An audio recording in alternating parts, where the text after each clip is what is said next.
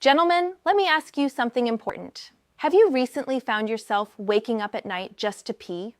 Are you feeling like your bladder never quite empties? Or perhaps you're stuck standing at the toilet wondering what's changed? If any of this sounds familiar, I urge you to pay close attention to what I'm about to explain. Listen to me carefully. This isn't just aging. These are not just random annoyances to ignore. These are signals. And if you're over 60, your body may be telling you something it's been trying to say for years. Your prostate is under pressure, but there is good news. You're not stuck with these symptoms. You're not doomed to discomfort.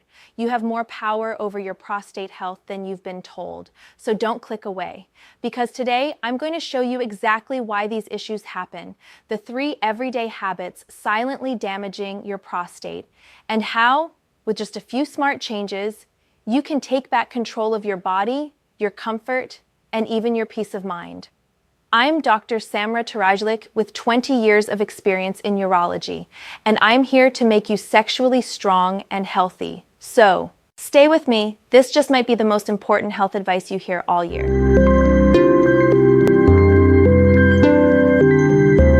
Let's talk about a deceptively simple habit, something nearly all of us do, sometimes out of impatience, convenience, or even pride: holding your urine too long, particularly while you're out running errands, watching a long movie, or avoiding public restrooms. You might delay too long before you finally go. It seems harmless at the time, but physiologically, it carries real consequences. To understand why, let's quickly review the anatomy. Your prostate sits just beneath your bladder like a supportive collar, and it wraps around your urethra, the narrow passage tube that allows urine to flow out. When the prostate enlarges or tightens, it compresses this tube, creating resistance. Now imagine you're consistently waiting too long to urinate. Your bladder begins stretching, both upward and downward, under the increasing volume. That downward pressure rests directly on the prostate gland. And here's where it gets concerning. This repetitive pressure isn't just uncomfortable. Over time, it irritates the prostate, alters tissue flexibility, and creates a low-grade inflammatory response. This pressure is cumulative. Holding in urine results in your prostate tissues becoming less supple, more fibrous, and increasingly irritable. What starts as occasional pressure evolves into structural changes. We're talking about microscopic scarring and tissue remodeling, both of which we now know are early steps in the development of prostate hyperplasia. In medical practice, I see it routinely. Men in their 60s, 70s, and older who delay urination and eventually develop bladder outlet obstruction. This is where the bladder tries to empty, but the narrowed urethral passage, contracted by an enlarged prostate, makes it incredibly difficult to fully release the urine. The bladder then starts working harder, contracting with more pressure. Over time, this can lead to muscle fatigue, impaired function, and even permanent weakness of the bladder's wall. This damage doesn't happen overnight, but that's exactly why it's so important to listen to your body early. Next time you feel that first natural urge to go, respect it. Don't wait until the pressure becomes unbearable. Pay attention just a little bit earlier. It may seem like a small change, but relieving your bladder regularly reduces unnecessary strain on your prostate and gives you the long-term comfort that so many men spend years missing. Let's move to the second hidden culprit: constipation.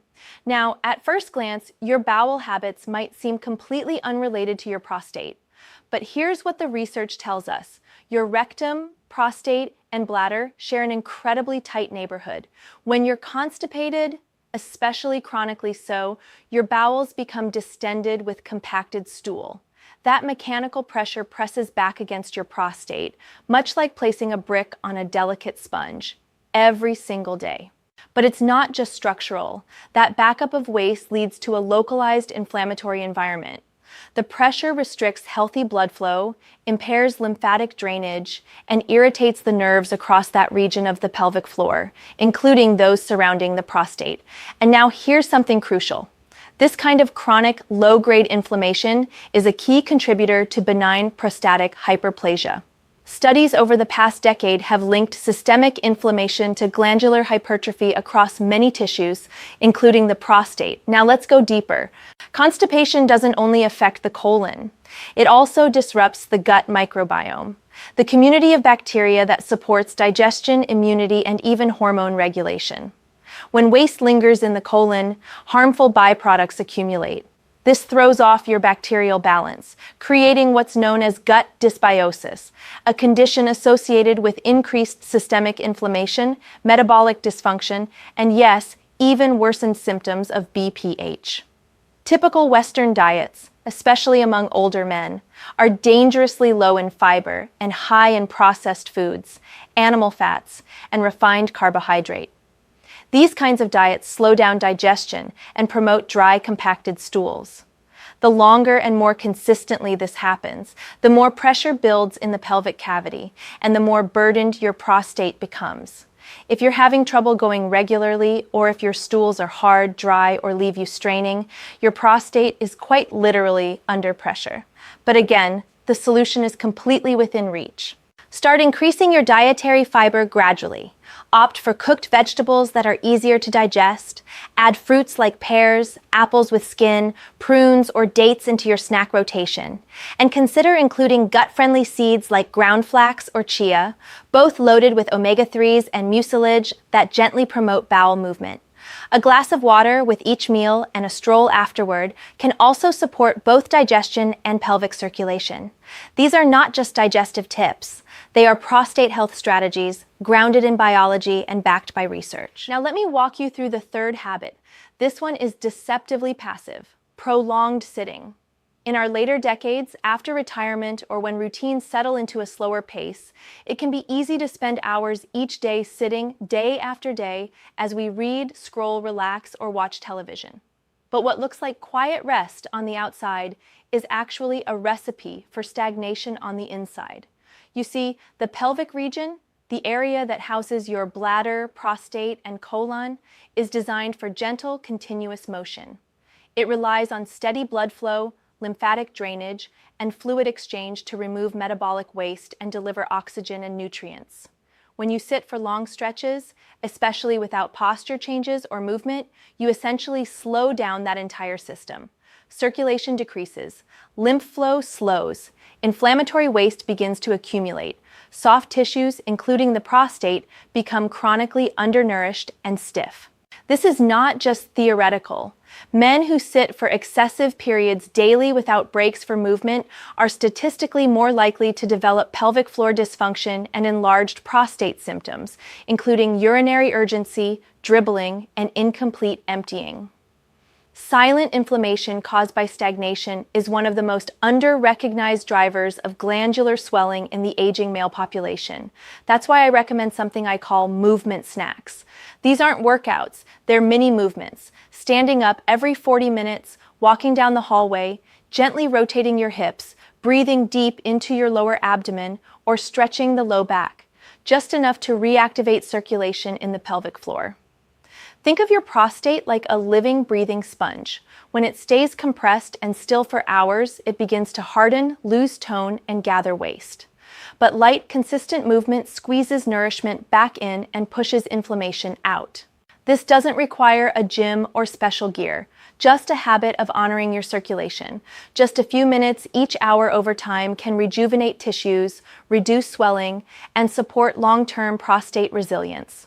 So, to recap, 3 quiet, overlooked habits are often the most powerful contributors to prostate enlargement: resisting your bladder's signals, neglecting the fiber and hydration your colon needs to stay clear, and allowing your body to go motionless for long stretches at a time. These aren't dramatic things, and that's what makes them dangerous. They creep in without announcement. They integrate into your lifestyle, and suddenly you're waking at night, straining without relief or dreading the next bathroom trip. But the power here is entirely yours. Each of these habits can be reversed with gentle adjustments, with small shifts in awareness. You don't need to overhaul your life overnight. You begin by listening to your body with a bit more attention each day. So, delaying that bathroom trip, shrugging off constipation, sitting for hours thinking it's harmless rest. These actions may seem small, but compounded over time. They create major consequences for your comfort, your sleep, and your overall well-being. But here's the truth: these habits can be reversed. And you are absolutely capable of that change. I've seen men in their 60s, 70s, 80s take back control of their health simply by paying attention to what their body needs, not perfectly, not overnight, but with steady, confident steps in the right direction. Gentlemen, your prostate doesn't have to control you. You can support it, improve it, heal it, starting today. If this video gave you clarity or even just hope, go ahead and hit that subscribe button. Share it with one friend. It might change their life too. Because when it comes to your health, the smallest shift in knowledge can lead to the biggest breakthrough. Your best health is not in the past. It is ahead of you. One decision at a time. I'm here to guide you, and you're never walking this path alone.